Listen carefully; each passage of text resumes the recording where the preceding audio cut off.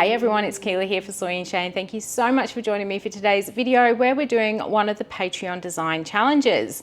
For this month, I asked my patrons to name an additive and a liquid alternative that I could put into a soap, and I put all the suggestions into a soapy jug, and the one that came out was from Heidi. Now, she doesn't have her own business, but she's been a long time follower and supporter of me, and she wanted to see me use pawpaw and coconut cream. I had to make a little bit of a change to it because although people believe pawpaw and papaya are the same thing, they are actually two different things. They're same sort of plant family, but they are actually two different fruits. And papaya is much easier and more accessible here in Australia to get than what pawpaw is. So I did change it to papaya instead. And I personally love red papaya over the yellow, and then you can have the green one for your Asian salads, but I do prefer red pawpaw or papaya, so I ended up getting a red one to use in this soap instead of the yellow. But what we're going to go and do is see how I make this pawpaw or papaya and coconut cream soap. Let's go. All right, so we are ready to start making this soap. I have got the oils down to room temperature, and I've also made up some separate lye to my master batch, and that's because I've done a little bit of a water discount to take into consideration the water that is in both papaya or pawpaw and coconut cream. Now, in my little glass jug here, I have got I'm using red pawpaw because, well, I only needed a little bit and I prefer red pawpaw to yellow, so I just went with that one. And I have weighed out 50 grams in here, and the next thing I'm going to do is I have got my coconut cream, and I'm also going to weigh out 50 grams of this, hopefully without spilling it all, into my pawpaw here, and we'll make sure we've got some of that nice thick creamy bit as well. That should be enough, and the rest of that is going to go home and we'll have a satay something or other for dinner. So let's get rid of that. Now, one of the tricks with making sure that your fruits incorporate well into your soap and don't lead to things like rancidity, spoilage, that sort of thing, is to make sure that they are well and truly purified down with no lumps. So what I've just done there is poured some extra oil in there, which is going to make it easier for me to be able to blend this up. Now, if you've got something like a NutriBullet, you can do it in there, but I just find there's not enough liquid in here for my NutriBullet, so I'm better off doing it with my immersion blender. So I'm going to mix this until it becomes a really fine puree.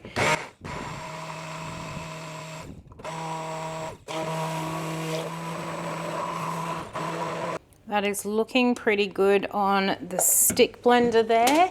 Let's just have a bit of a mix around. Yep, that is looking to be nice. There's no little chunky bits in there. So now I'm going to pour my blend into my oils. I love the color this has gone, but I highly doubt it will keep that color in the soap. But we're going to work with it. I'm going to be working with some neons, some oranges and some reds. Well, they're more pigment powders. We've got 2 neons, which you'll see, plus a trial by fire, and a little bit of black as well, just to represent the seeds. So we're going to get that in there, and then I will add in my lye water, give it a mix, then we'll go and grab those colours and start splitting them out.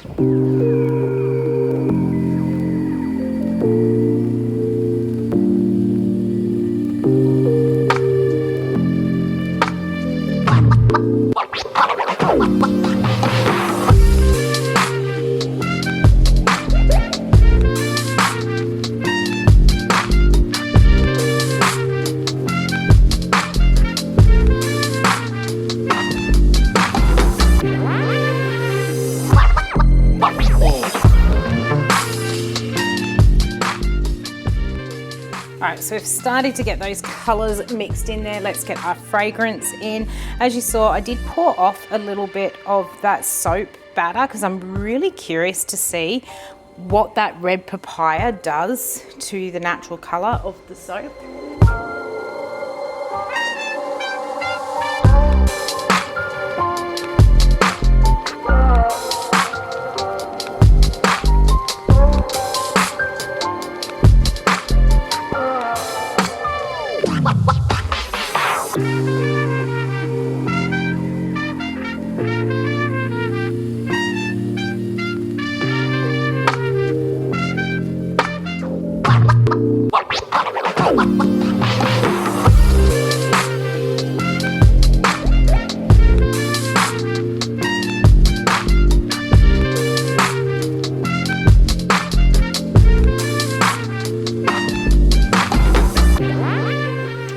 And he had to stop talking there because I had the most lovely lady come into the shop, and we were just doing a few gift packs up for her there, but that has given that enough time. I mean, it was setting up very quickly, but it has given it enough time just to set up so I can do a bit of a spoon top in here. Really liking how the colors are coming together.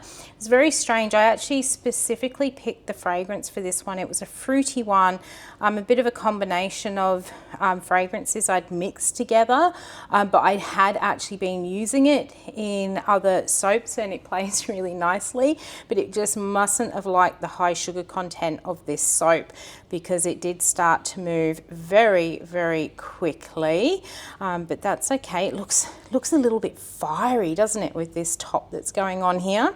But I have now actually got that in the mold, pretty happy with how it is looking. Not going to do much more because when it comes to these little bit of extra soaps, it is all about the actual ingredients that go into them and not necessarily about doing really fancy pretty tops. But there it is. Papaya and Coconut Cream Soap is in the mold. We're going to leave this one set up overnight and then I'll be back in just a moment and I'll show you what it looks like on the inside.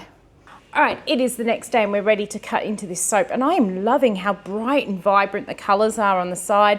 I have got a bit of soda ash on the top, but that's all right. I am going to get that all steamed off in a little bit, but let's get this onto Ida, and I'll just pull it a bit closer to me so it makes it a bit easier.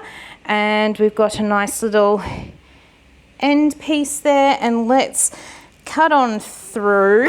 And before we actually take a look, remember I poured off this extra little heart because I was really keen to see what that pawpaw was going to do. And I like the natural colour that has come through on here. It has got just a slight yellowish tinge to it. It's probably a bit hard to see, and if you haven't actually seen the natural colour of my soap, you wouldn't really know that that has got a beautiful yellowish tinge just from adding that pureed pawpaw in there. What I'm going to do is pop that on the cure rack with these soaps and then watch to see what happens, see if that actually darkens up with the sugars that are in the pawpaw or anything like that. And I have actually made this soap far enough in advance that hopefully at the end of this video I can then give you a update on it. But let's take a look at what we've got. That piece isn't so interesting. I hate when the end pieces, that's the only thing I don't like about this pour, is how horrible the end pieces look. But as you get past that end piece, you get some nice sort of colours coming through. So I went for this sort of colour palette, which I didn't get to explain because we had so many people coming in the shop while making it, was to kind of represent the two different sort of pawpaws that you get. You get that sort of yellowy orange pawpaw, and then you get the nice red pawpaws. They're the ones I like. And then you get those black seeds in the middle of the pawpaws. So that was the sort of colour theme that I was going for on this one. I didn't have a pawpaw fragrance, so I did use this fruity blend that I've been using for a little while. Normally it plays really nice in my recipes. Like I've made quite a few soaps with this particular blend and they've always played really nice, never accelerated, but it must have been because I had all the sugars from the pawpaw and the coconut cream in this soap that really accelerated how fast it moved. And did it rice? I don't think this one riced. I did two soaps at once and I think one of them riced, but this one, it wasn't this one. But I am super happy with how this one has come together.